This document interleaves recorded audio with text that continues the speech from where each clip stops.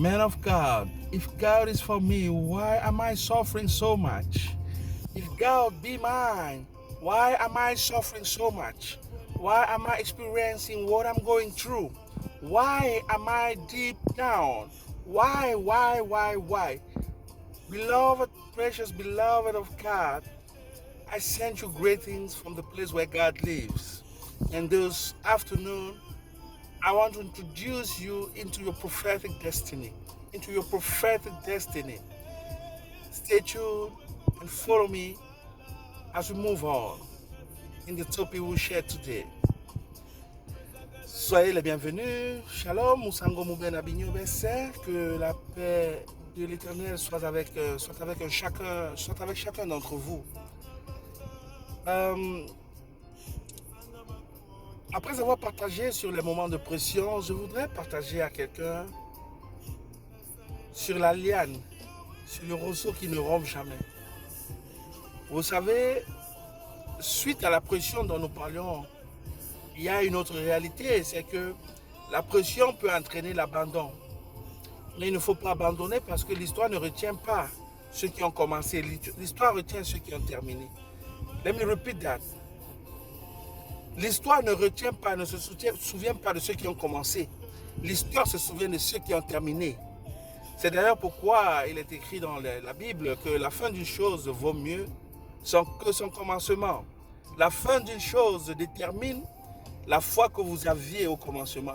La fin d'une chose permet de rentrer et se rendre compte que, en réalité, il y a une vision qui a finalement été accomplie. La fin d'une chose, en fait, permet de retracer le Dieu de votre parcours. Non seulement le parcours, mais de témoigner du Dieu de votre parcours. La fin d'une chose, the end of something.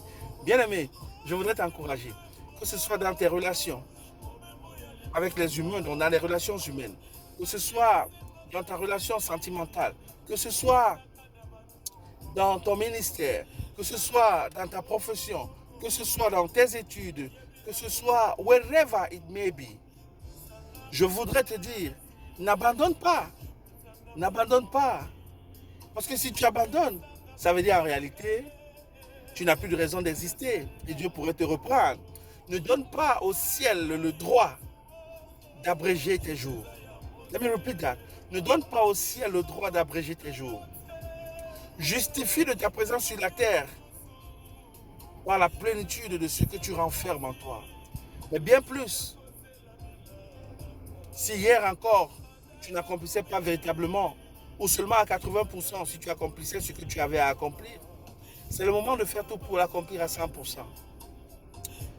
Nous sommes à la transition pour l'année suivante. On n'attend pas le 31 décembre pour faire des vœux pieux et creux. À l'effet de dire, cette année je serai comme ci, cette année je serai comme ça. Dieu n'est pas dans le temps, il est hors du temps. Il est moins l'infini plus l'infini. Il n'est pas dans un domaine segmentable dans le temps. En fait, il est au-dessus du temps. Il est hors du temps. Et souvenez-vous d'une chose, nous sommes sur la Terre. La Terre fait partie d'une galaxie et il y a plusieurs galaxies. Dieu est au-dessus de toutes les galaxies. Il est en dehors de toutes les galaxies. C'est pourquoi j'ai l'habitude de dire qu'il est l'alphabet de ta vie et l'alphabet de tes challenges. Parce qu'il est l'alpha et l'oméga. Le commencement de la première galaxie et la fin de la dernière galaxie. Bien-aimé, tu n'as pas de raison de douter. Oui, tu peux douter si tu le veux. Mais ne doute pas au point de maintenir ton front contre terre parce que tu auras décidé d'abandonner. Combat le bon combat de la foi. Combat le bon combat de la foi. Et certainement, oh certainement, ce Dieu qui est fidèle se chargera de mettre en exécution les promesses qu'il a pour ta vie. Il se chargera de glorifier son nom, mais de s'assurer que ta gloire aussi est parfaite.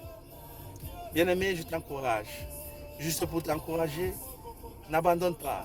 Quelle que soit la pénombre, quel que soit le noir, quel que soit la pesanteur, le poids de la contestation, quel que soit le poids, quel que soit le prix à payer, marche même dans la solitude, marche vers ta destinée prométhéenne.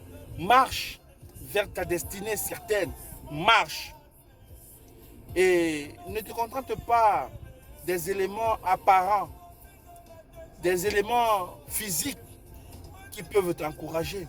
Mais contente-toi de la promesse qui est d'abord spirituelle. Parce que le spirituel peut engendrer le physique à tout moment.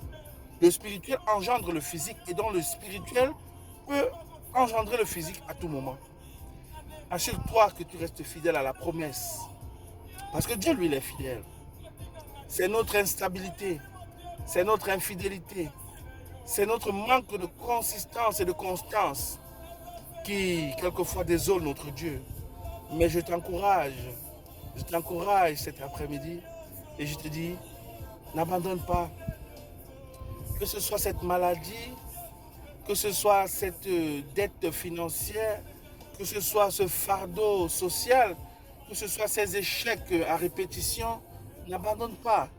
Que tout ceci n'est pas raison de ton amour pour Dieu, de ton amour pour la vie et de ton amour pour l'humain que Dieu a créé.